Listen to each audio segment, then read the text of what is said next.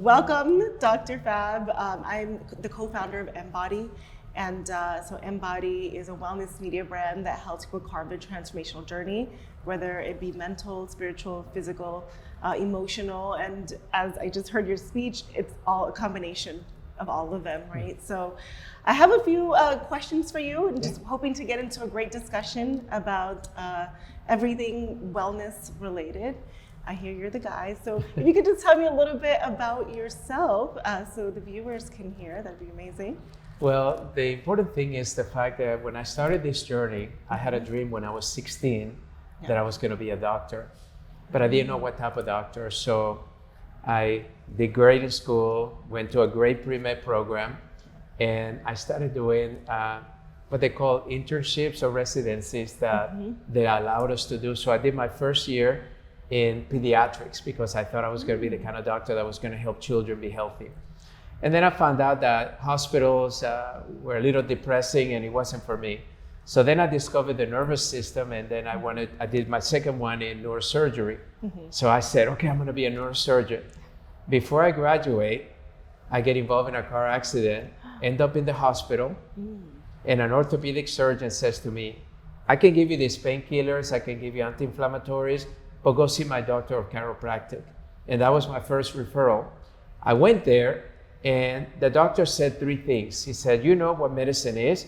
Let me tell you what chiropractic is. He says, number one, we're going to remind you that the body has the ability to heal yourself. I want you to believe in your healing ability. Number two, your body has different systems, cardiovascular system, immune system, digestive system, but there's one system that controls all of them, and that's your nervous system. When your nervous system is working well, the rest of your body tends to work well.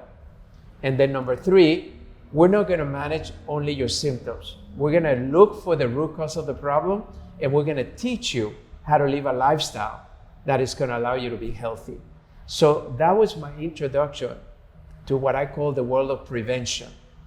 So when I went back to my school and I told my counselor, I want to be a preventative doctor. I called it that. They said, we don't have that in medicine. This was 35 years ago. Yeah. So she said, become a doctor of chiropractic, but you can also become an acupuncturist. So I did all of that. And I started learning from everything. And what I've learned more importantly was that there's different disciplines out there, but the holistic disciplines, which is plenty of science in them, they don't get played up as much in the world because most medical doctors are trained to give pharmaceuticals. They're not trained the way we are trained. So it's not that they don't want to help you, it's that they weren't trained that way. That's why we as consumers, we need to seek out answers when we're not getting the right answers in one way.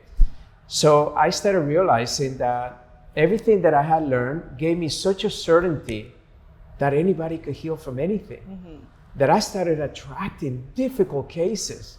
People that were told they were going to die, and people that said, there's no hope for me, I kept saying, but your body can heal, let's look. So I would go into the literature, not only in the United States, but outside of the United States, in Turkey and Germany and Switzerland. What research, is there anybody doing anything for this condition? Lyme's, cancer, whatever. And I would find solutions. And I would bring them into and say, okay, why don't we try this? What do we have to lose? They haven't given you any optimism anyways. And that's how my journey began in helping so many people along the last 35 years, is to empower them to realize that they're in control of their health and they should never leave that power to anybody else. Ooh, that's a lot. I can imagine 35 years ago, I mean, even 10 years ago, hearing of holistic healing was mind-blowing. Like, what do you mean? Like, usually we're so used to just going and we get a pill for the symptom. Like you said, we're not curing a root cause. So 35 years ago, it's insane. Do you feel that you get a lot of people, because of the mindset, especially here in the United States, because of the mindset that we have of the more traditional, more traditional medicine. Do you feel that you get all the people they're coming to you because this is their last hope? Maybe they didn't believe before, but now they're just like, this is all I have. I'm willing to try anything. Do you get a lot of those people? It's unfortunate that that's the case for the majority of the people, but we're also seeing over the last 10, 15 years And even after the pandemic, we're seeing a greater amount of people seeking a non-traditional solution because they were very disappointed the way that the healthcare system handled the pandemic. Yes.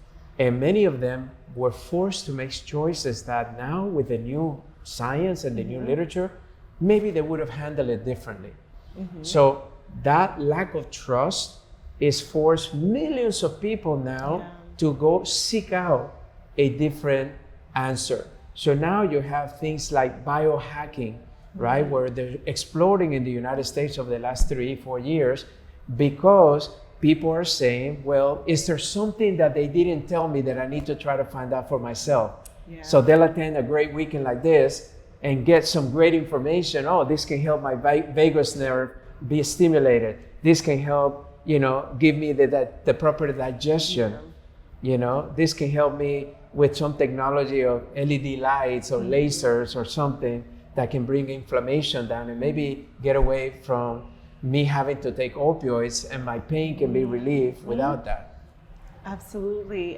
But one of the things that I do find in this space is that there are a lot of healing methodologies that are not traditional, but then when you go online and try to do your research, it's like, well, there hasn't been enough research and studies to say that this is true. Or people say that this can help you, but traditional medicine is against it. And I think that can also create some confusion. Right. Wouldn't you agree? Like people can go and... What people need to understand is that it is it's done like that because to protect the healthcare system as it is. I'll give you an example. So me as a doctor of chiropractic, I'm very evidence-based in what I do. Yeah. So I started realizing that there were so many research that have been done over the last 40, 50 years that have been suppressed. And most people don't understand that the AMA actually had a conspiracy to destroy the chiropractic profession in the 1980s. And we took him to the Supreme Court and we won. But the evidence is there that they were secluding information and research because they didn't want people to go see a doctor of chiropractic and maybe get help naturally. They rather keep them in the system that they're in. So that made me realize that I'm not going to judge those people for doing that, but as a consumer, as an individual, as my health, I need to make the right decisions for me. And that's where I think everybody needs to understand that the one thing is, if somebody gave you an opinion, it's just an opinion. Many times people will tell you, oh, I got a second or third opinion, but it was the same specialty. Yeah, with the same training. That's never a second or third opinion. Go see somebody that was trained totally different. Exactly. Yeah, 100%. I totally get that. And so let me ask you this, because at Embody we're really big about teaching people how to think for themselves, because there's always going to be someone that's just trying to tell you what to think, how to think, and then just try to, take a hold of your situation. But it's our body, it's our health, and we need to make our own choices and be accountable for that. How would you say, if I'm trying to navigate the holistic space and I'm new to it, how do I know where to begin? How do I know what to trust? Because my mind is in the traditional mind, and I've been told you take a pill for everything. You handle each symptom. But now I'm new to this space. How do I begin to think for myself, make my own choices? How do I know how to trust this system that I've never been a part of before? Well, I think that it begins by asking yourself, is the way that I think my own thoughts, or the way that I was trained or educated or even encouraged to think? Okay. Many times, I give you a perfect example. When we moved to the United States, I was 13 years old. I was born in Colombia, South America. And my mom went to a pediatrician that wanted to give us flu shots. Well, when we started getting flu shots, we were getting sicker rather than better. We're 5 boys in my family. And it wasn't until later that I became a holistic doctor that I realized that maybe there were other things that my parents could have taught us to build our immune system that was a little safer and more effective. My parents didn't know any better because their parents did the same thing as they were doing to us. So just because you were raised with a family that thinks a certain way, ask yourself the question, is this my thoughts or am I just adopting somebody else's thoughts? That begins there. Second, if you have a medical provider, see how open-minded they are. If they're very rigid, that's not a good provider, because in science, we're always encouraged to look at the evidence and implement into our practices anything for the best interest of the patient. So if the doctor is not trained in a holistic way, don't hold that against them, but get their opinion. What is the best case scenario that you can offer me under this course of treatment? Then identify at least 2 other holistic providers. It could be a medical doctor that was trained functional medicine or holistic medicine. It could be a holistic doctor like a chiropractor, acupuncturist, or naturopath doctor, or even homeopath. Those are the things that will then give you maybe some missing facts or ideas of how you can tackle your condition in a more broad way. And I think that follow your gut feeling, follow your intuition, listen to everybody with no prejudgment, and then say what makes the most sense. Sometimes I feel like common sense should be so popular, but very few people ever use common sense anymore. They just do whatever somebody else is doing. They don't bother to stop and think, does this really make sense? If I do that, does it really make sense, or should I try that first? And then the last thing I would say is try to do something holistic first before you introduce to your body chemistry or something that may have a harmful effect.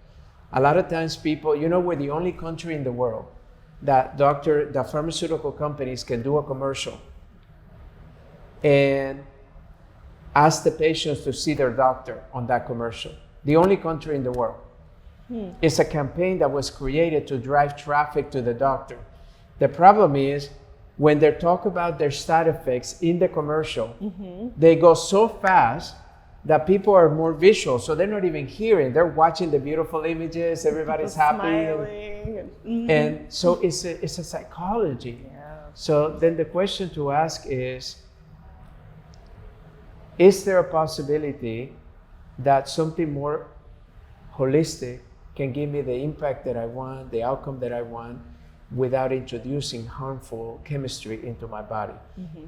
Pay attention to the side effects.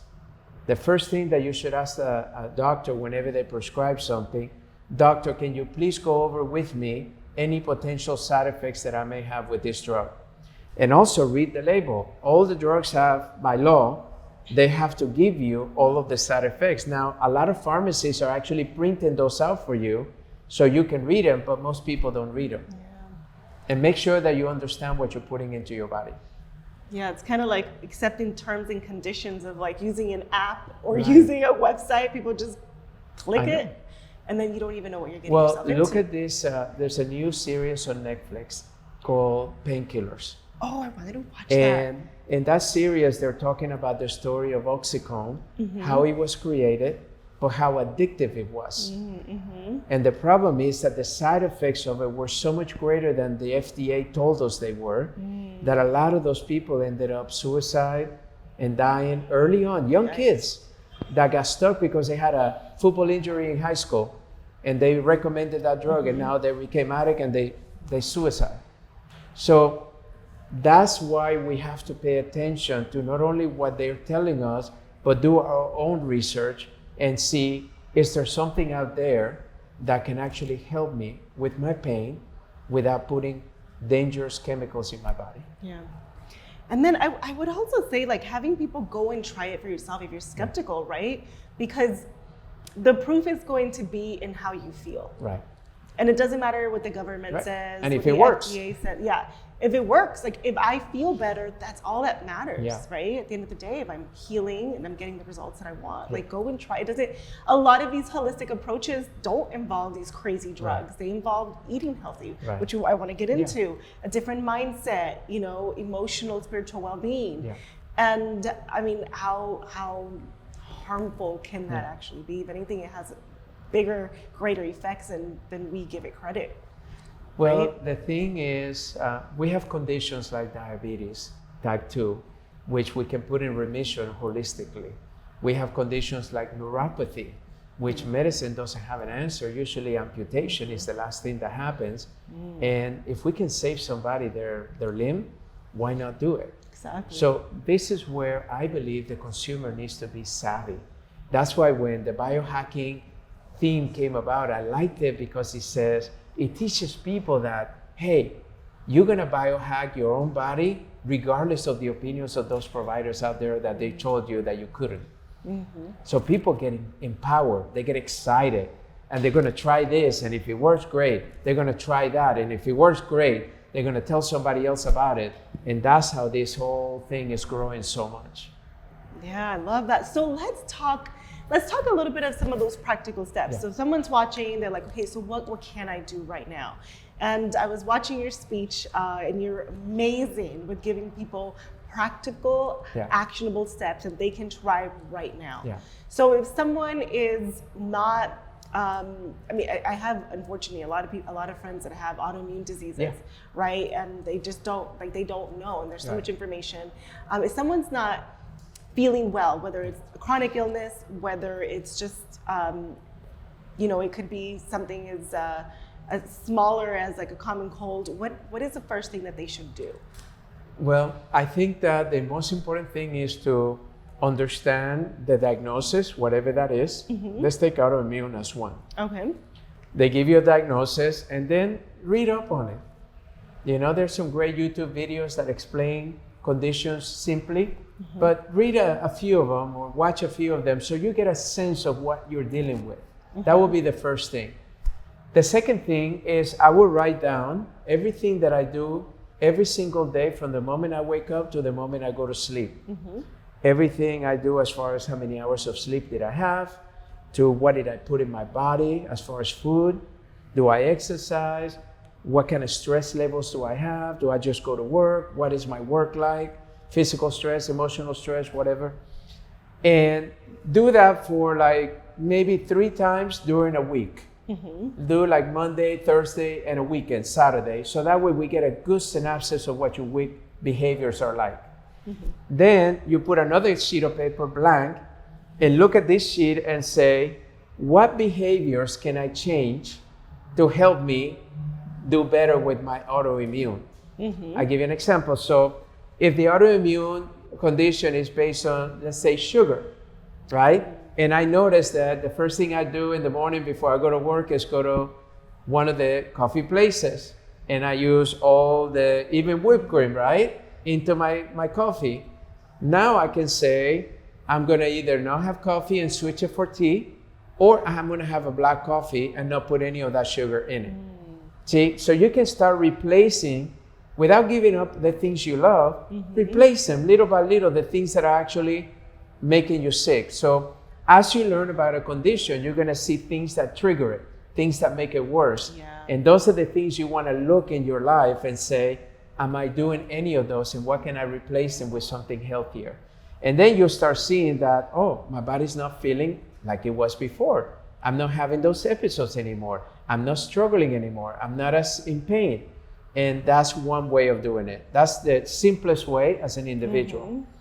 The second one is to find a holistic provider that can give you a treatment for it that is holistic, but also some other suggestions of what you can do in order to better yourself. So there are right now, for instance, IVs that you can do to help build your immune system.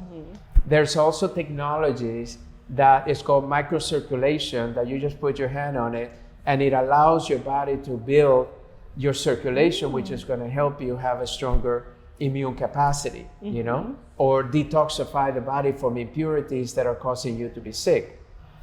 There are LED lights or lasers that can actually help trigger some of your immune factors. So these are the things that you're going to get typically from your provider that I think will benefit in addition to the first, which is your own list of things that you can begin to replace. Make sense? Yeah, it makes sense. Yeah. And so you've said this before, but just to clarify, there have been people that have been able to get better from Lyme, which is almost impossible to put in remission. One of my best friends, he's in Canada. He's a doctor. We almost lost him. Nothing was helping. And somehow he was told that there was an Indian in Venezuela that was doing some great work with Lyme's patient. So he actually went to and spent some time there, came back, healed. And he started going back to learn what he was doing. And right now he's one of the top doctors treating Lyme's disease in North America because he was a patient. Wow. He almost lost his life. It's personal for him, you know? So you find that a lot of doctors go into medicine or healthcare because of either a personal condition or somebody in their life that struggle, and then they want to dedicate their lives to prevent that from ever happening. So I think that, and it's not only me saying it, is if you look at the research, just go to the studies, you will see that there are plenty of studies that show that people have put a condition in remission or reverse a condition that was going and getting worse, and now it's all of a sudden not getting worse but getting better. Getting better, yeah. My sister got Lyme, and similar thing. She spent over $100,000 trying to figure out how do I fix this, you know? And she did, and a lot of it was with ozone therapy. And now she owns her own practice of ozone therapy because it helped her so much. And it's like, it's incredible. Now she can help other people that are struggling the same way. Absolutely. So I mean, there's a lot of help out there. It's just knowing about it, researching it, trying and it asking. out, asking questions. I always say that when your mind is focusing on something, you tend to attract and become more aware of others out there doing it. So they tell you that if all of a sudden you're thinking of a pink Porsche, right? Now, you start seeing that there are pink Porsches out there, right? But before you never saw them. And so whatever's on your mind, you tend to be more aware and also attract into your life. So just have it in your mind and say, I'm going to find a solution about this. And then and that's why one of the things that I love about affirmation is, if you have a negative statement, right? Fear comes from the expectation of a negative outcome. Affirmation is the opposite of fear because you get to write the outcome you want and you say it again and again to try to believe that it's going to happen even when it hasn't. So patients have used affirmation for years to get over conditions that while they were struggling and other people were telling them they weren't going to get better, they kept telling themselves every day, I'm going to get over it. I'm going to get over it. My body's healing. My body's healing. And they did. Yeah. And you know, you said something very powerful towards the end of your presentation that stuck with me because I feel like this is essential and overlooked. You said having a purpose. That is so big. Like having something to live for. Otherwise, if you don't have anything to live for, then what's the point, right? Well, I learned this from a couple of areas. Number one is when you look at biology and you start learning about the human body, you notice that in order for us to be here today, you have millions of sperm that try to penetrate an egg, but only one does. And that's us, right? We are not like anyone else out there. Our fingerprints say it, our retinal scan says it. We are not like anyone else out there. So we must never compare ourselves to other people. We need to try to identify what is right for us. That's one of the things. So when it comes to the purpose in life, as I became an educator, you know, I'm president emeritus. I was president of Parker University for 13 and a half years. I became the youngest president of a college or university at 33 years old in the whole United States. Wow. And what I learned is that many of the kids that were coming in there were getting degrees that were not about them, but they were trying to please a parent, a partner, or they were thinking that that degree was going to give them a lifestyle that they wanted. And I learned very early on in my life that a degree never makes a person. It's only a tool. And the reason I know that is because you can go out there with somebody that is an attorney that is struggling to no end, and other ones that are so abundant in success. The same with doctors, the same with actors, the same with any training. What makes a person successful is how you implement that training for the sake of others. The actors that want to have a big impact and get into character, and they want to create a film that actually makes a difference in people's life, they tend to be always the biggest actors. A doctor that goes beyond their training and keeps finding ways to better their patients, they tend to be the most successful doctors. So when it comes to a purpose, what I realize is that you have to understand your gifts. You know, so ask people, hey, what do you think I'm the best at? Or what is the one thing that you think I'm really good at? Number two, recognize what industry are you passionate about?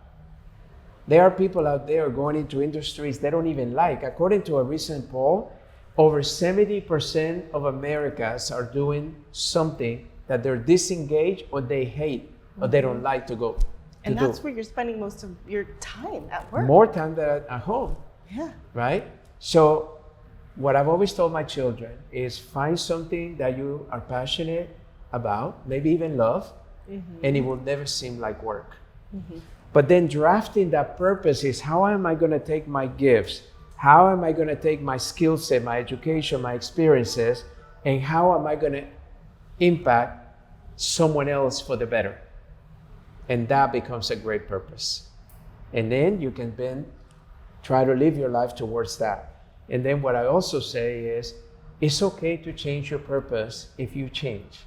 Absolutely. You don't have to have the same purpose you had 30 years ago, 20 years ago. You can change it. Absolutely. You know? And count on it changing. It's healthy. According to Harvard, we should all be changing our purpose, our jobs, every 10 years. Because after 10 years, they've shown that you become complacent. And even if you're very successful, you can either sabotage it or become just flatline. You know, the business doesn't go anywhere, which happens to a lot of companies because the CEOs or the founders are just tired. That it's not as exciting for them like they were in the beginning. That's their past self. That's a manifestation of who they were 10, 20 years ago whenever they started that company. Right. You've grown, you've evolved, and your company gets to evolve with you as well. Yeah. So yeah, I truly believe that having that purpose and having that will to live for something is going to make your health journey a lot, I wouldn't say, more graceful, just because now you're like, I have something to It's kind of like the engine, right? It's like the fuel towards the engine. Like Freud, a famous psychologist, said that work was essential for happiness, but it wasn't work in itself. It was the pursuit of knowing that you have something to do that day. You had to get up in the morning because somebody was expecting you. Somebody was depending on you. Exactly. Now, I'm not saying you have to have a physical work, but you have to have a reason that is bigger than you to get up every morning. That's beautiful. I love that. So I can speak to you forever, but we do have to wrap up. Do you have any final words, anything you'd like to say? If not, if you could just tell us where to find you, that'd be great. Well, I will leave you with this. I have recognized that health has become extremely important for many reasons. Number one, we only have one body. And with so many people talking about longevity now, we have to take care of that body sooner than later in order to not only live longer, but live a quality of life that we want to stay here past our 80s or 90s, you know? Number two, I think it's important for people to recognize that they need to invest in their health. That right now they're spending money on things that are not actually even healthy or good for them. Instead of allocating those dollars for the most important thing we have, which is us. And when you invest in your health, you're investing in every area of your life. So that's going to help you achieve a higher level of potential and success. And then lastly, I would say, don't let anyone else's opinion become your opinion. Take from everyone, but formulate your own opinion based on your own research, based on your own dialoguing and asking people, based on your own experimentation of different things, and then formulate an opinion of what works and what doesn't work for you. Doesn't mean that it doesn't work for somebody else or it couldn't work for somebody else, but for you, this is what works. Yes. And then that allows you, and you can find me, you can go to my website, drfabmancini.com, Okay. drfabmancini.com, and I have resources there that people can benefit from. It's amazing. Amazing. Thank you so much. Thank you. It's been an honor. Thank you for all this information that you're spreading, not just here with us at Embody and at the Ultimate Wellness event, Yeah. but just in the world. This is needed. The Yeah. world needs this work. And I'm so glad that you're bringing it to us. So thank you. Thank you. And looking forward to following you and seeing, what else I get Yeah. to learn from you as well. And thank you for the work that you're doing. You're inspiring a lot of people to recognize the potential that they have, and that's much needed today more than ever. Any time of history right now, this is the time that people need to start paying attention about what they're going to do, especially to be healthy. Absolutely, and having that guidance, is very, very important. Thank you so much. Thank you. It's a pleasure. Pleasure.